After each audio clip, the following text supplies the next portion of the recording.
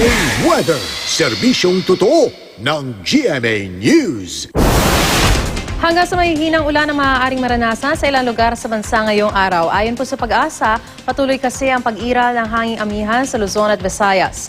Base sa datos ng The Weather Company, magiging hanggang sa bahagyang maulap ang papawirin sa malaking bahagi ng Luzon ngayong araw. Posible namang magkaroon ng mahihinang ulan lalo na po sa hilagang bahagi nito. Sa Metro Manila, mababa ang posibilidad ng pag-ulan. Hanggang sa katamtamang ulan naman ang maaaring maranasan sa ilang lugar sa Visayas. Magiging bahagyang maulap naman sa malaking bahagi ng Mindanao pero posible pa rin magkaroon ng mahihinang ulan o di kaya thunderstorms, lalo na sa silangang bahagi ng Mindanao.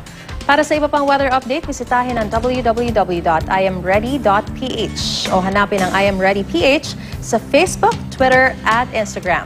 Magplano para sigurado, I Am Ready, serbisyong totoo ng GMA News.